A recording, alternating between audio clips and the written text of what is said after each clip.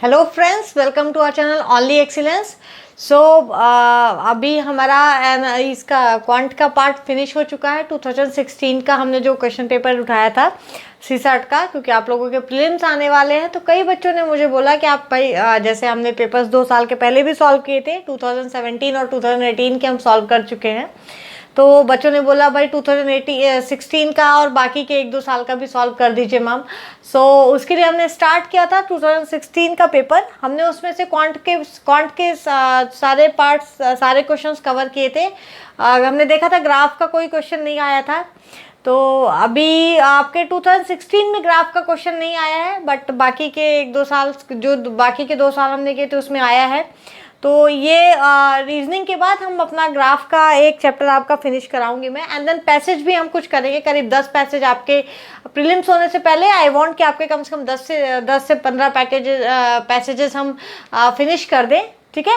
सो आज हम स्टार्ट करेंगे एनालिटिकल रीजनिंग। अपना जो हमारा इसका अपने 2016 का जो पेपर है उसका नेक्स्ट पार्ट है analytical reasoning. Okay, so will start with this and approximately 25-27 questions इससे भी आते हैं, ठीक है। मैंने आपको बताया कि भाई टोटल आपके जो 80 क्वेश्चंस रहते हैं तो उनका डिवीजन कुछ इस तरीके के किया जाता है कि 80 क्वेश्चंस में से लगभग 1-2 ऊपर नीचे, जैसे अगर मैं 25 मान लूँ, ठीक है, 25 पैसेज के मान लूँ, 25 मैथ्स के मान लूँ, 25 आपके एनालिटिकल रीजनिंग के मान लूँ, तो अब बचे 5, तो उस 5 को कुछ ऐसा मान लीजिए +1 +2 +1 कर देता है, या 1-2 क्वेश्चन ऊपर नीचे किसी में भी कर देता है। तो इस तरीके से आपका रहता है। आप कोशिश करिए कि ये जो आपका पार्ट होता है मैथ्स का, जो मैथ्स वाला पार्ट है, ये आपको पूरा बनना चाहिए। पूरा हम क्वेश्चन पेपर कर चुके हैं सॉल्व, कुछ भी आउट ऑफ सिलेबस नहीं है। 1-2 जो यूनिट्स बची हैं वो मैं जरूर कराऊंगी, लेकिन कोशिश करिए कि ये आप पूरा, और सबसे पहले आप इसी को स्टार्ट कीजिए।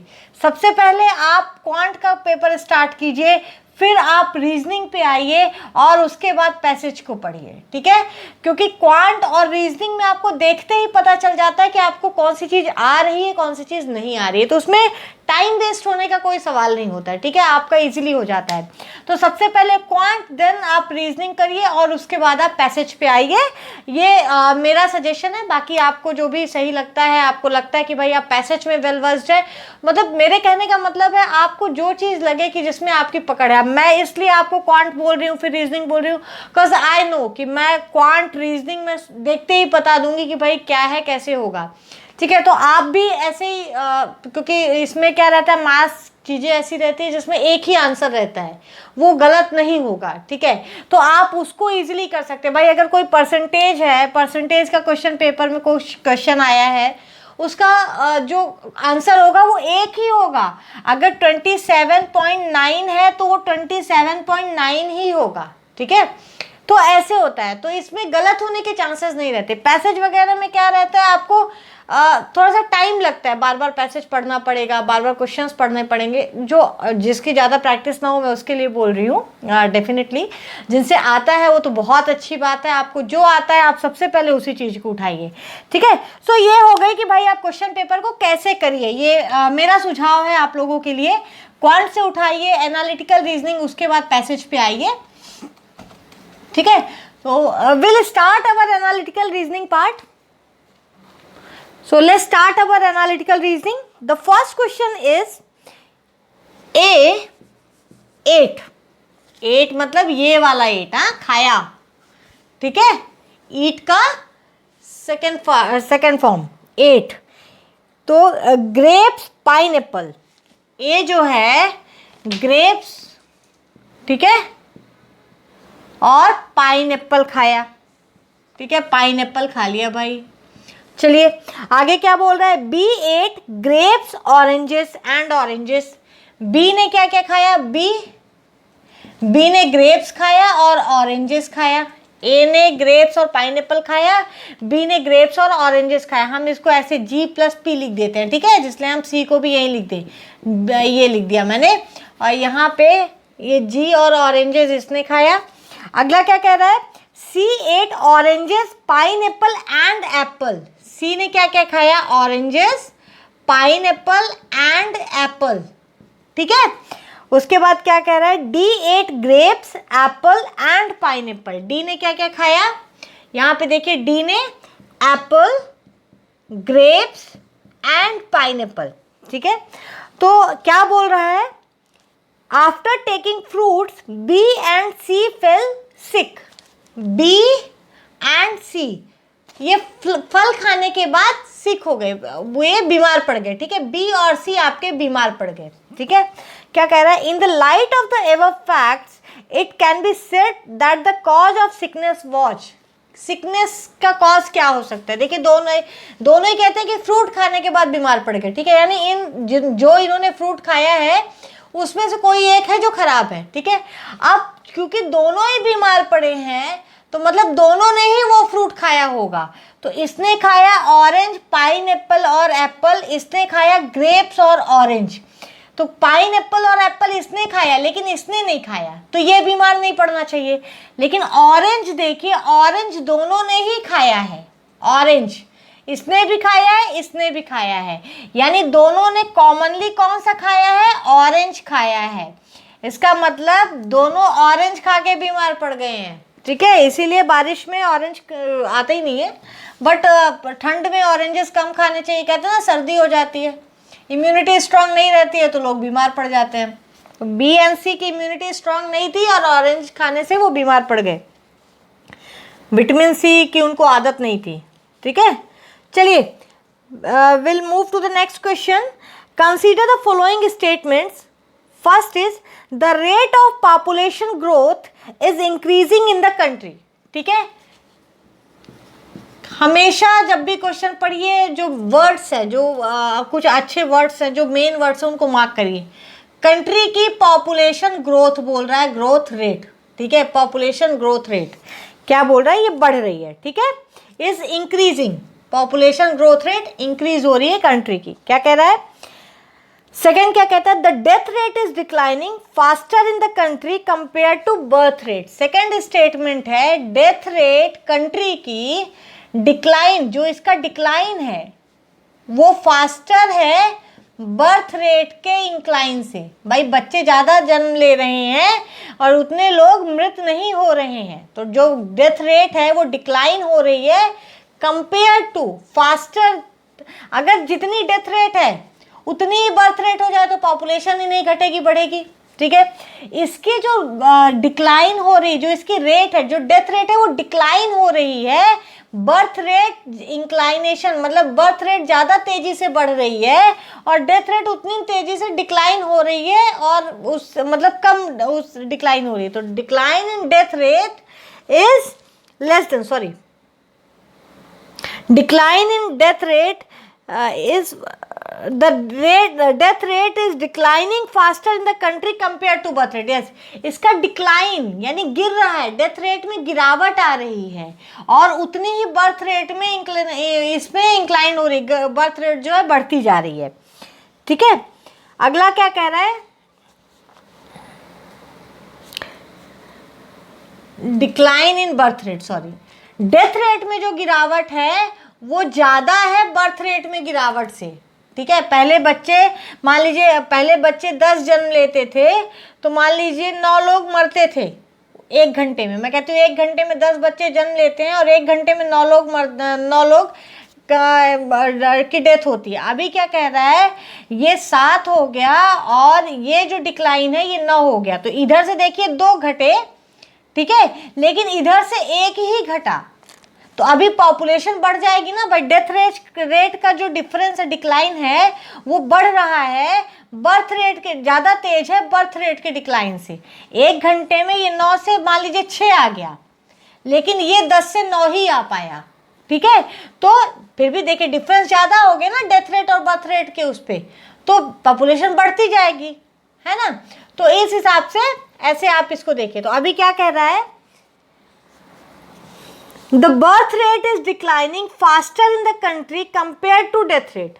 Birth rate is declining faster in the country. अगर ये faster होगा डेथ रेट से तब तो घटेगी नहीं पॉपुलेशन, तब तो बढ़ेगी नहीं पॉपुलेशन, घट जाएगी ना भाई। बर्थ रेट पहले ज़्यादा था अभी बर्थ रेट में डिक्लाइन जो है वो ज़्यादा है डेथ रेट के डिक्लाइन से, तो पॉपुलेशन घटनी चाहिए। यानी ये स्टेटमेंट तो निकाल ही दीजिए, इन दोनों के साथ जा ही नहीं रहा है, क्योंकि क्या कह रहा है कि पॉपुलेशन बढ़ने वाला स्टेटमेंट आपको देखना है। Rural urban migration is taking place regularly in the country. क्या कह रहा है? Rural urban migration, rural urban migration यानी ग्रामीण एरिया जो हैं और जो शहर के एरियाज हैं उनमें लोग ज़्यादा आवक जा, मतलब गाँव से जो शहरों में जा रहे हैं वो ज़्यादा हो गया है। ये मतलब उनकी जो माइग्रेट होने की जो कैपेसिटी है वो ज़्यादा हो गई है, रेट ज़्यादा हो गया है। अब क्या बोल रहा है आपका?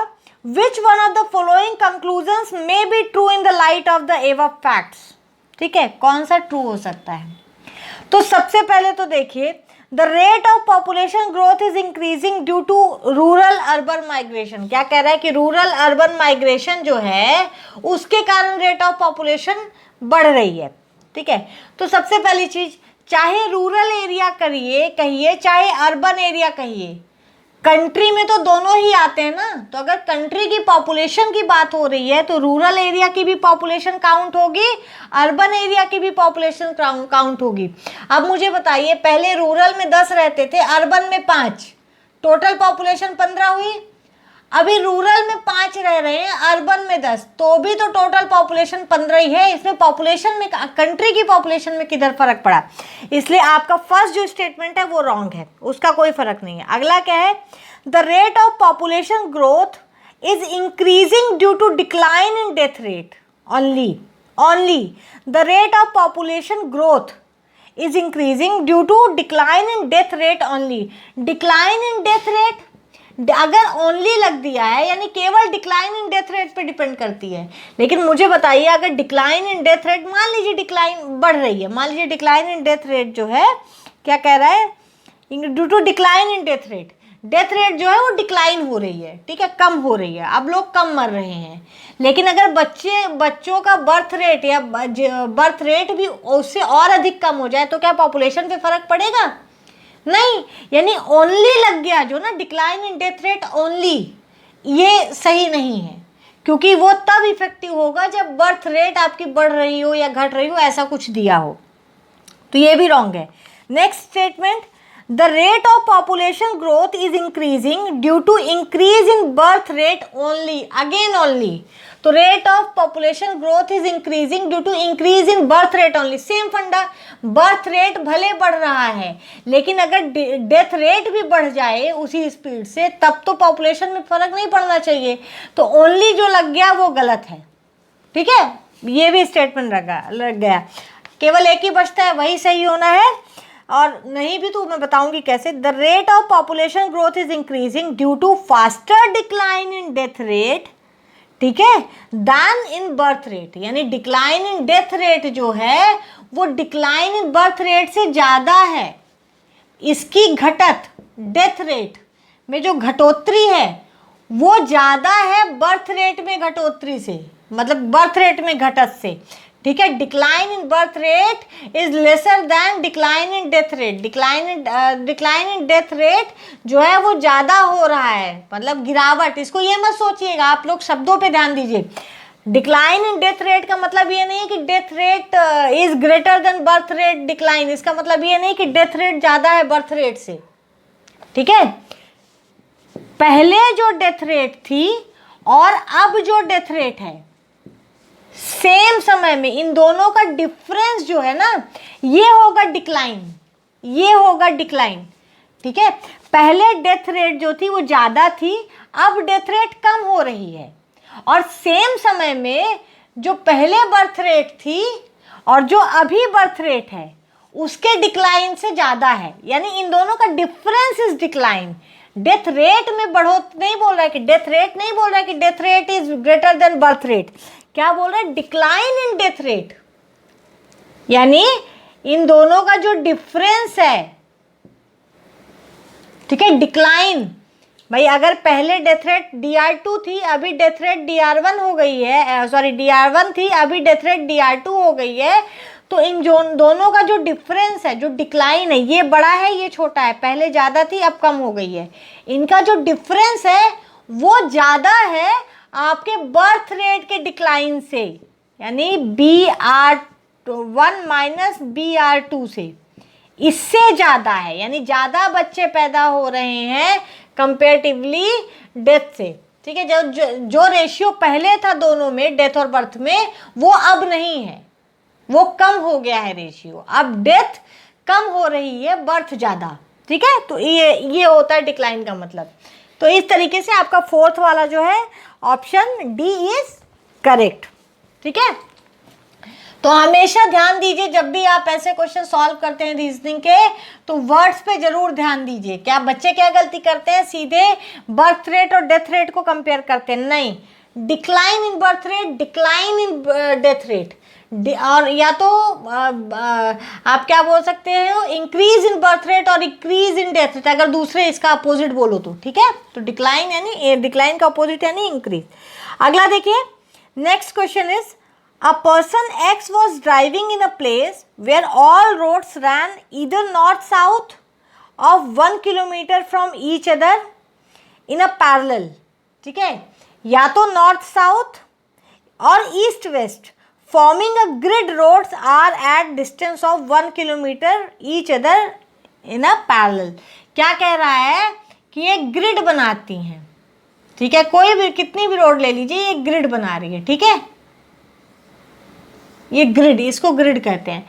हर जो पैरेलल रोड है उसके बीच की डिफरेंस जो है, चाहे इसकी मान लीजिए या इसकी मान लीजिए, 1 किलोमीटर है, 1 किलोमीटर है। ठीक है, ये हो गया, आपको ग्रिड समझने के लिए मैंने बनाया। ठीक है, अब अगला, इसका मतलब है कि कोई क्रिस क्रॉस करके रोड नहीं आ रही है।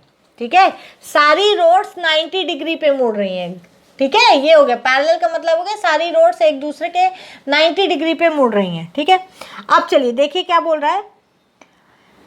रोड या तो नॉर्थ साउथ जाती है या ईस्ट वेस्ट जाती है। तो मैंने आपको बताया था, ये आपका ईस्ट होता है, इस पॉइंट से, इस पॉइंट को सेंटर माने, इधर आ जाएंगे वेस्ट होगा, ऊपर चले जाएंगे नॉर्थ होगा, नीचे चले जाएंगे साउथ होगा।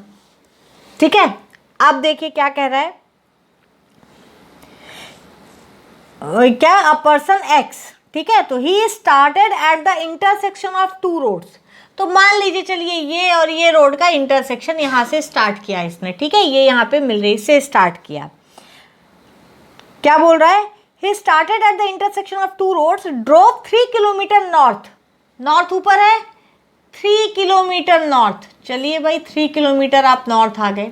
ठीक है, अगला क्या कह रहा है, 4 किलोमीटर साउथ। साउथ किधर है, नीचे। तो यहाँ से अब 3 किलोमीटर नॉर्थ गया, सॉरी 4 किलोमीटर साउथ नहीं है, 3 किलोमीटर वेस्ट, 3 किलोमीटर वेस्ट यहाँ पहुँचा। यहाँ से इसी, ये इंटरसेक्शन है ना, तो इसी को आगे बढ़ाते हैं, मैं देखने के लिए बता रही हूँ। ये आपका आ गया वेस्ट डायरेक्शन में। ठीक है, कितना, ये भी 3 किलोमीटर, यानी यहाँ से अगर इसने स्टार्ट किया, चलिए आपको जो मैंने दिया है उसी से लेती हूँ। ठीक है, ये मान लीजिए ये यहाँ पे आया, इंटरसेक्शन से स्टार्ट किया, ये 3 किलोमीटर गया, फिर वेस्ट में आया 3 किलोमीटर। ठीक है, 3 किलोमीटर आया। अगला क्या कह रहा है, 1 किलोमीटर फ्रॉम, 4 किलोमीटर साउथ। ये वेस्ट डायरेक्शन में आया 3 किलोमीटर, ये भी 3 किलोमीटर हुआ, नॉर्थ में गया 3 किलोमीटर। इतना समझ गए ना। यहाँ से ये वेस्ट में 4 किलोमीटर आया, तो 3 किलोमीटर तक तो इससे इसके पैरेलल हो जाएगा। ठीक है, क्योंकि सारी ही रोड 1-1 किलोमीटर के ग्रिड बना रही है, मतलब पैरेलल हैं। तो ये देखिए, ये यहाँ तक आएगा, और फिर यहाँ तक तो आपका 3 किलोमीटर हो जाएगा ना, ये तो 3 किलोमीटर हो जाएगा। और आया कितना, 4 किलोमीटर, यानी इंटरसेक्शन पॉइंट से अगर आप ये लाइन ड्रॉ करते हैं तो इधर ये 1 किलोमीटर और आ गया। ठीक है, साउथ डायरेक्शन में मान लीजिए वो यहाँ पहुँच गया। ठीक है, 1 किलोमीटर। क्या कह रहा है, which further route could bring him back to his starting point. कौन सा रूट जो है उसको उसके स्टार्टिंग पॉइंट पे ले जाएगा। वो यहाँ से चला था, 3 किलोमीटर नॉर्थ गया, 3 किलोमीटर वेस्ट आया, 4 किलोमीटर वो साउथ आया, 4 किलोमीटर, यानी यहाँ से 1 किलोमीटर आगे, क्योंकि यहाँ से यहाँ तक तो उसने 3 किलोमीटर चल लिया। ठीक है, ये और ये 3 ही हो गया ना, पैरेलल हो जाएगी ना क्योंकि ग्रिड बना रही है। तो ये 1 किलोमीटर नीचे आ गया। अब उसको यहाँ पे जाना है तो कैसे जाएगा, या तो वो ऐसे जाके ऐसे जाए, ठीक है, यानी वेस्ट जाके फिर नॉर्थ जाए, ईस्ट जाए, सॉरी नॉर्थ जाके 1 किलोमीटर ये बैक जाए यहाँ पे और फिर ईस्ट में जाए। तो बैक वाला ठीक है कर सकते हैं, बट ऐसा नहीं होता। यहाँ पे अगर वो आ जाए, यानी ये कौन सी डायरेक्शन है, इस डायरेक्शन में कौन सा है, ईस्ट। ये कितना चलेगा, जो यहाँ से यहाँ तक है, यानी जो यहाँ से यहाँ तक है, यानी 3 किलोमीटर, यानी 3 किलोमीटर ईस्ट। और फिर अब यहाँ पहुँचना है ना, तो ये वेस्ट ऊपर की ओर भी तो जाएगा। और ये कितना है, ये 1, यानी 1 ही नीचे आ गया था ना ये अपनी लाइन से, पैरेलल लाइन से, क्रॉसिंग लाइन से। तो 1 किलोमीटर ये ऊपर जाएगा, यानी 1 किलोमीटर। और ये कौन सी डायरेक्शन है, नॉर्थ, यानी पहले वो आ जाए इस डायरेक्शन में ईस्ट की तरफ 3 किलोमीटर, फिर चला जाए इस डायरेक्शन में नॉर्थ की तरफ 1 किलोमीटर, तो वो अपनी पोजीशन पे पहुंच जाएगा। तो answer is, the correct answer is 3 kilometre east then 1 kilometre north. B is the correct answer. इसमें आपको 1 kilometre north and 3 kilometre east अगर करते हो तो भी सेम ही है ना, 1 kilometre north and 3 kilometre east करिए, या 3 किलोमीटर ईस्ट और 1 किलोमीटर नॉर्थ करिए, एक ही बात हुई ना, ठीक है। तो ऑप्शन में आपके ये दिया हुआ है, तो this is the correct answer B. Next है, consider the following statement, we shall go either for a picnic or for trekking. Either का मतलब होता है या तो, ठीक है, क्या मतलब है कि या तो हम पिकनिक जाएंगे या ट्रैकिंग के पे जाएंगे, या ट्रैकिंग पे जाएंगे, या तो पिकनिक पे जाएंगे या ट्रैकिंग पे जाएंगे, ठीक है। ध्यान दीजिए वर्ड्स पे, ईदर और,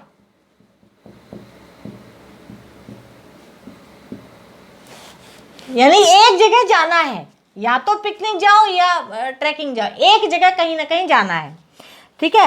तो अगला क्या बोल रहा है, which of the following if true would falsify this claim. नीचे जो सेंटेंस दिए हैं उनमें से कौन सा ऐसा है जो अगर सत्य हो गया, इफ ट्रू, तो ये चीज झूठ हो जाएगी, यानी इसका अपोजिट हो जाएगा। तो क्या कह रहा है इसमें, क्या बोले, इसका इधर पिकनिक और ट्रैकिंग, मतलब या तो पिकनिक जाएंगे या ट्रैकिंग जाएंगे, यानी दो में से एक जगह जाना है, ठीक है। एनी वन आउट ऑफ 2, यही हो गया ना, दो में से एक जगह तो जाने ही जाना है। तो अब ऐसा कौन सा स्टेटमेंट है जो इसको क्रॉस कर दे, फाल्सीफाई कर दे, या तो दोनों जगह चले जाएं या कहीं नहीं जाएं, ठीक है। तो क्या होगा, तभी फाल्सीफाई होगा ना, अगर दो में से एक जगह जा ही रहा है तब तो ये ट्रू हो जाएगा। तो कौन सा स्टेटमेंट है वो ऐसा है जिसका मतलब या तो वो दोनों जगह जा रहा है तो ये फाल्सीफाई हो जाएगा, और या कह दे कि कहीं नहीं जा रहा है तो ये फाल्सीफाई हो जाएगा, ठीक है। तो इसमें ऑप्शन में पढ़ के सुना देती हूँ। A is we go for a picnic but not for trekking. हम पिकनिक पे चलेंगे लेकिन ट्रैकिंग पे नहीं, तब तो वो वही हो गया ना, इसको फाल्सीफाई नहीं कर रहा है, ये सत्य साबित हो रहा है। Second is activities such as picnic and trekking are encouraged by the health authorities. इसका कोई मतलब नहीं है, कोई लेना देना नहीं है इससे। Third is we go for trekking and not for picnic. हम ट्रैकिंग पे जाएंगे और पिकनिक पे नहीं, इससे भी ये फाल्सीफाई नहीं हो रहा है, ट्रू ही हो रहा है। The last option D is we neither go for picnic nor for trekking. ना तो हम पिकनिक पे जाएंगे ना हम ट्रैकिंग पे जाएंगे, यानी ईदर और क्या दिया, नीदर नॉर, ना तो पिकनिक ना ट्रैकिंग, ना और यहाँ है ना तो, या तो ना तो या ना, ठीक है। वर्ड्स पे ध्यान दीजिए, बहुत इजी क्वेश्चन है, वर्ड्स पे बस ध्यान दीजिए, ठीक है। अगला है, there were 50 faculty members comprising 30 males and rest females. 50 faculty members हैं, कितने हैं, सबसे पहले फैकल्टी कितने हैं, मेल फीमेल, टोटल 50 हैं। कह रहा है 30 मेल्स हैं, रेस्ट फीमेल्स, तो रेस्ट फीमेल यानी 20 हो गए, ठीक है। No male faculty member knew music, इनमें से किसी को म्यूजिक नहीं आता है। But many of the female faculty members did, लेकिन कई, अब कई दिया है, मेनी दिया है, ये नहीं दिया है कि एग्जैक्ट कितने, सबको या किसी को नहीं या कितनों को, ऐसा कुछ भी नहीं दिया, तो मेनी दिया है। तो मेनी मतलब दो भी हो सकता है, दो में भी दो नहीं पर 3-4 भी हो सकता है और 19 भी हो सकता है। 20 हो जाता तो ऑल हो जाता। मेनी मतलब वेरिंग फ्रॉम 1 to 2 to 19, ठीक है। अगला क्या कह रहा है, the head of the institution invited 6 faculty members to a tea party, 6 faculty members to a party, tea party by draw of lots, उसने लॉटरी किया, ठीक है। At the party it was discovered that no member knew music, party में पता चला भाई कोई music नहीं जानता है, यानी ये जो 6 है इनमें कोई भी म्यूजिक नहीं जानता है, ठीक है। तो क्या कह रहा है, द कंक्लूजन इज दैट, अब आपको कंक्लूजन इससे क्या निकलता है, अगर ये कोई भी म्यूजिक नहीं जानता है तो कंक्लूजन क्या निकलता है। A is the party comprised male faculty members only, कि केवल मेल फैकल्टी मेंबर्स हैं। आप ऐसा कैसे कह सकते हैं, क्योंकि 20 में से कई ऐसे हैं जो फीमेल हैं जो म्यूजिक नहीं जानती हैं, ठीक है। मान लीजिए ये 2 म्यूजिक ना जानने वाली फीमेल अगर चली गई तो ए स्टेटमेंट आपका रॉन्ग हो गया, ठीक है। अगला है, the party comprised only those female faculty members who could not give renderings in music, भाई केवल ऐसी फीमेल मेंबर्स हैं जो म्यूजिक नहीं कर सकती, नहीं जानती हैं, ठीक है। तो अब मुझे ये बताइए, और अगर ऐसा हुआ कि सारे 6 इसी के चले गए तो जरूरी थोड़ी ना फीमेल जाएं, हो सकता है पूरे 6 के 6 मेल चले जाएं, ठीक है। क्योंकि ऐसा तो है नहीं कि 21 को बुलाया है तो 31 को बुलाया है तो आप कह दीजिए कि 30 मेल है लेकिन एक फीमेल रहनी जरूरी है। 6 को बुलाया है, वो 6 पूरे मेल भी हो सकते हैं, वो 6 पूरी फीमेल्स भी हो सकती हैं, ठीक है। तो इसमें आपका जो ऑप्शंस करेक्ट होगा वो होगा, nothing can be said about the gender composition of the party, कुछ नहीं कहा जा सकता। ये पूरे 6 मेल भी हो सकते हैं, पूरे 6 फीमेल भी हो सकती हैं, जो 6 हैं वो मेल फीमेल का दोनों का मिक्स भी हो सकते हैं, ठीक है। चलिए, will go to the next question. 5 people A, B, C, D and E are seated about a round table. चलिए भाई, राउंड टेबल के अगल बगल बिठाइए, अभी जस्ट पढ़े हैं, ठीक है, मैंने आपको बताया है। तो first is C is seated next to A। कभी भी राउंड टेबल के वो अगल में बिठाना हो तो सबसे पहले तो राउंड बना लीजिए, एक गोला सर्कल बना लीजिए। क्या कह रहा है, first is C is seated next to A। जब एक ही सेंटेंस में 2 आए, 2 लोग दिखाएं तो बाद वाले को पहले बिठाया जाता है। Seated next to A, C बैठ रहा है बट किसके बगल में, whom, whose side, next to किसके, ए, तो ए को बिठाइए, ठीक है। अब सी चाहे आप इधर करिए चाहे इधर करिए, कोई दिक्कत नहीं। मान लीजिए इधर करते, चलिए नेक्स्ट टू ए बिठा दिया, सी को नेक्स्ट टू ए बिठा दिया, ठीक है।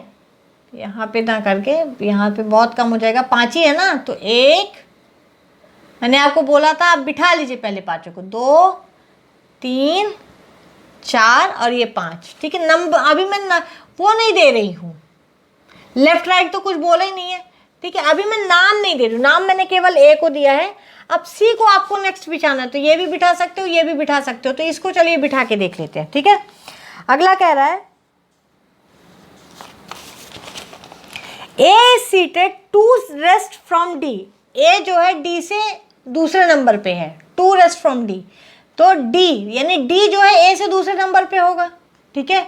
तो या तो डी यहाँ पे आ जाएगा, 2 छोड़ के यहाँ पे, ठीक है। तो या तो यहाँ पे डी आ जाएगा या तो फिर डी यहाँ पे आ जाएगा, दोनों जगह आ सकता है ना। तो चलिए, एक भाई ये नहीं बोला कि दाएं से या बाएं से, तो अगर मैं इधर से 2 छोड़ दूं तो एक ये छूटा एक ये छूटा, तो डी यहाँ पे आ जाएगा, ठीक है। अगर मैं इधर से 2 छोड़ दूं, रेस्ट टू फ्रॉम डी, ठीक है, यानी 2 छोड़ के, है ना। तो अगर मैं यहाँ से 2 छोड़ दूं तो इधर पे आ जाएगा। तो चलिए, इधर मैंने ए बनाया था, इधर सी आया था, तो एक बार मैंने डी को इधर रखा, एक बार इधर रखा, इधर से 2 छोड़ा, एक बार इधर से 2 छोड़ के इधर रख देती हूँ, ठीक है।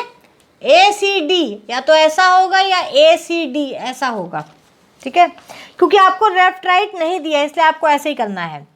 अगला कह रहा है B is not seated next to A, B A के बगल में नहीं बैठा, यानी B यहाँ पे नहीं है, ठीक है, या B यहाँ पे नहीं है, तो B यहाँ पे कहीं होगा,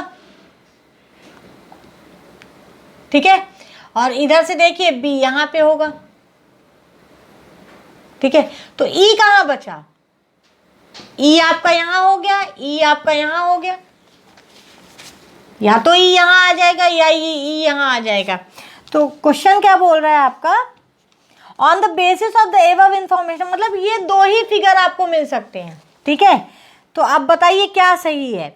D is seated next to B, D is seated next to B, यहाँ भी देखिए D नेक्स्ट के बीच में, B बगल में, यहाँ भी D B के नेक्स्ट में है, ठीक है, यस, तो फर्स्ट इज करेक्ट। अगला क्या है, E is seated next to A, E is seated next to A, yes, यहाँ पे देखिए E is seated next to A, ठीक है, ये भी करेक्ट है।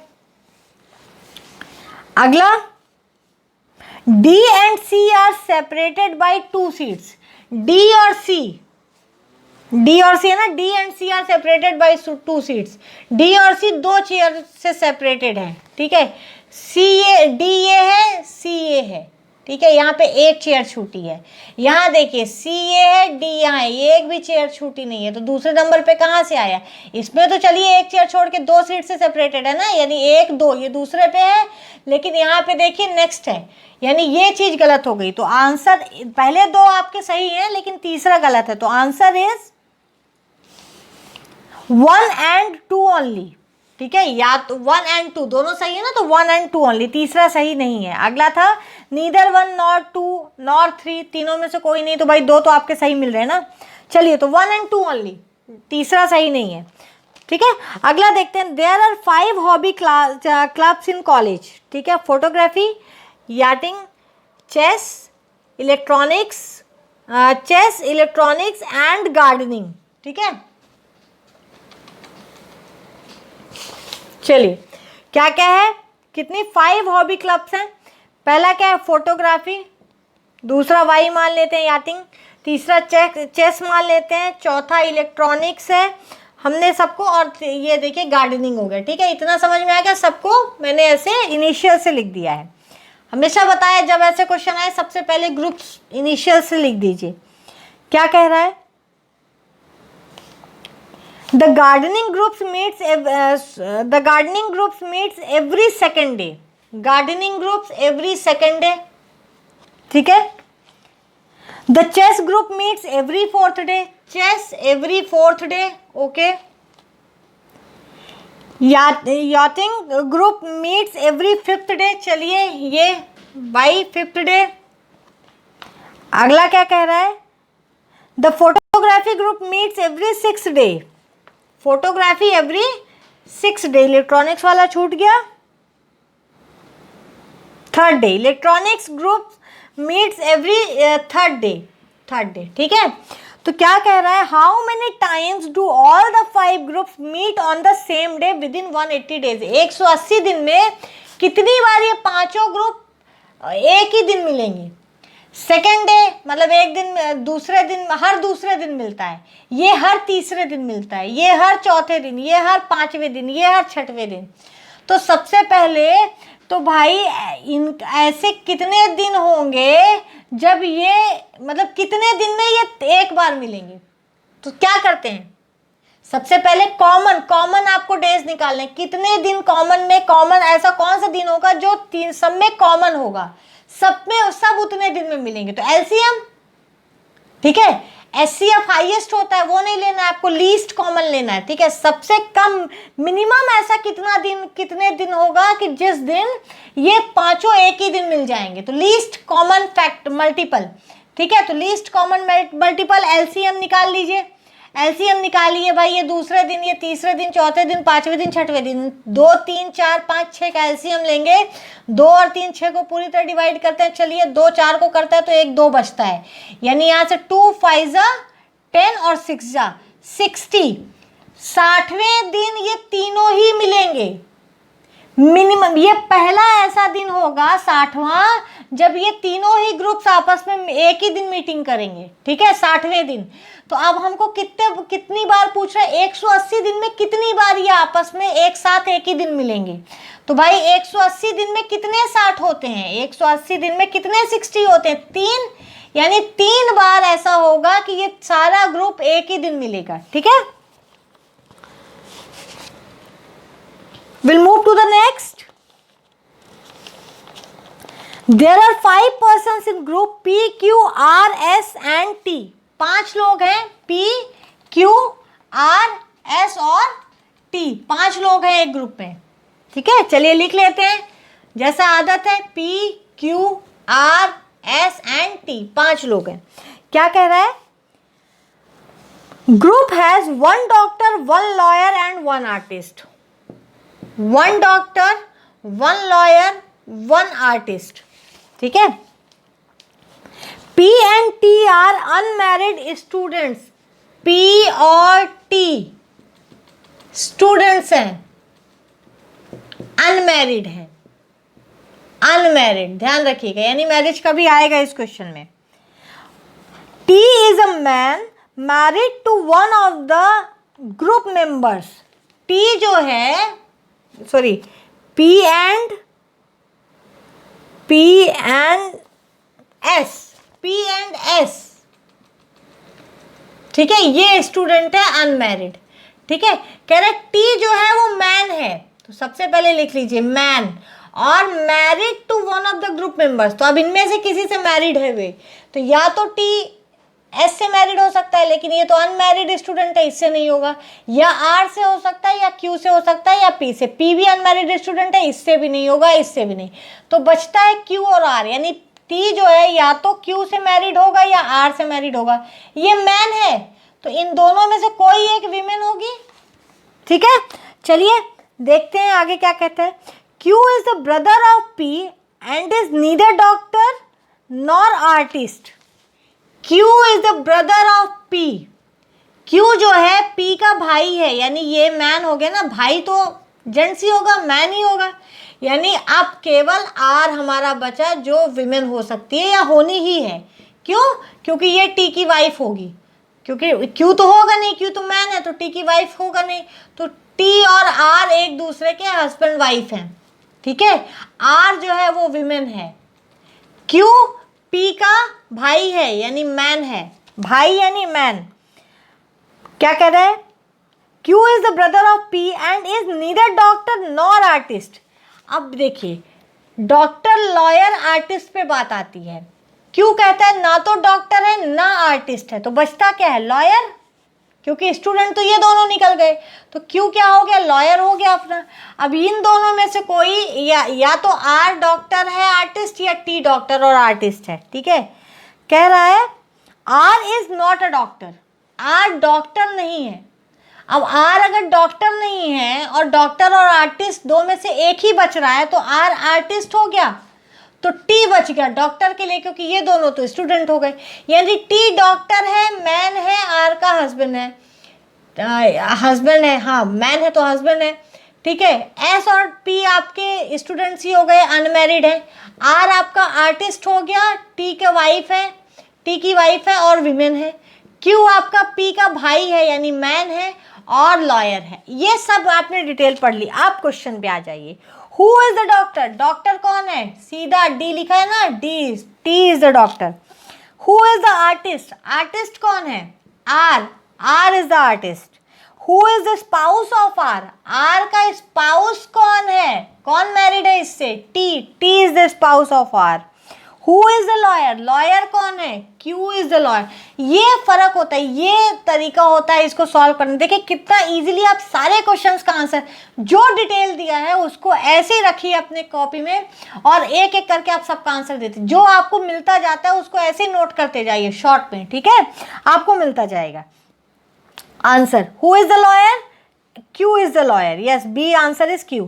Who is the following is definitely, who of the following is definitely a man, कौन इनमें से निश्चित एक आदमी है, तो या तो T जिसको बोल रहा है कि वो मैन है, या Q क्योंकि ये भाई है, पी का, पी का भाई है तो पी तो लड़की भी हो सकती है ना, लड़की का भी तो भाई होता है ना, जरूरी नहीं है। तो पी निकाल दीजिए, यही है जो भाई है, बोल रहा है कि भाई है, यानी ये Q is definite a man. ठीक है, चलिए ये हो गया आपका। अभी आपके ये क्वेश्चंस हो गए, कुछ क्वेश्चंस बचे हैं जो हम अपने नेक्स्ट वीडियो में लेंगे और ये आपका फिनिश हो जाएगा। अभी इतना ही है आपका, ये एनालिटिकल रीजनिंग के इतने क्वेश्चंस खत्म हो गए हैं, एक पार्ट हो गया है, नेक्स्ट पार्ट में हम पूरा फिनिश कर देंगे। और अभी आपका वीडियो में गैप नहीं होगा एटलीस्ट 4th तक, that is my promise. Because थोड़ा सा अभी बीच में हो गया था, बिकॉज मेरा ऑफिस का वर्क बहुत ज़्यादा वर्कलोड है इस समय, तो थोड़ा सा हो गया था, नहीं हो पाया था, कुछ शेड्यूल नहीं बन पाया था उसकी वजह से, बट अभी नहीं होगा। आप लोग इसको ध्यान से देखिए और ज़्यादा से ज़्यादा क्वेश्चंस करिए। कहीं कोई दिक्कत आती है, डोंट हेजिटेट टू आस्क। आप लोग तैयारी कर रहे हैं प्रीलिम्स के लिए, आप लोग अच्छे से पढ़िए। All the best for exams.